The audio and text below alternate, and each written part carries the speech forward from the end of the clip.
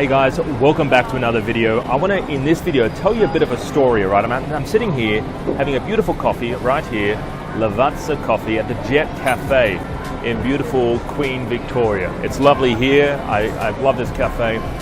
Now years ago, not many people know this, but I was actually going to start a cafe many years ago, all right? I was going to buy or bring in cafe machinery like the coffee machinery, right? I was going to sell this, set up businesses, and basically have my own coffee shop in the heart of the CBD. And not many people actually know that about me, right? But I've sort of started so many different businesses. I've been involved in massage products, massage equipment, renovation products, building products, right? And also coffee products, right? Because coffee is a pretty good niche, right?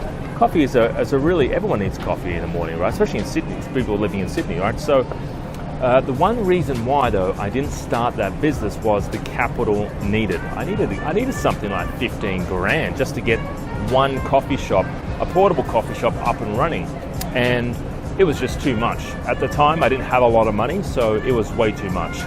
And then I worked out my margins. If I'm making a cup of coffee, right, these things, yeah, this margin, it'll cost you 10 cents for the coffee grounds, right, and to basically grind it up, but then you're making the profit margins on coffee are not that good, and you got to sell sandwiches and cakes, and I was falling down a rabbit hole. So I didn't get involved in it because the capital up front, 15 grand.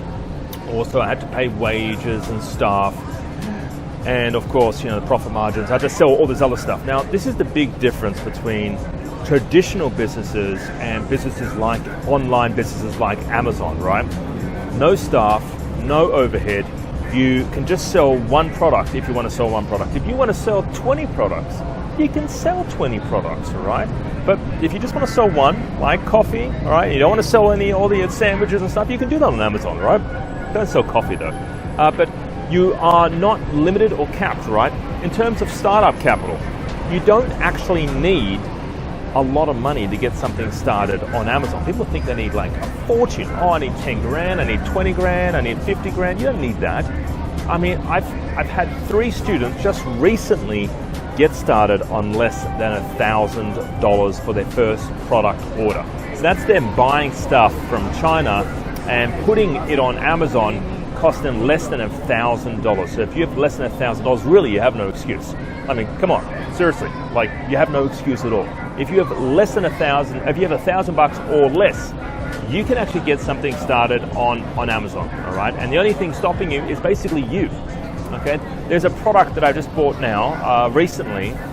I spent $1,076 for 100 units off this particular product. I won't tell you the product name, but $1,076. And this product is actually selling like crazy right now. So I'm testing this product out, it's selling, and I'm just I'm buying more products, right? So again, roughly $1,000 to get involved and repurchase more units. So guys, you don't need a lot of money to get started.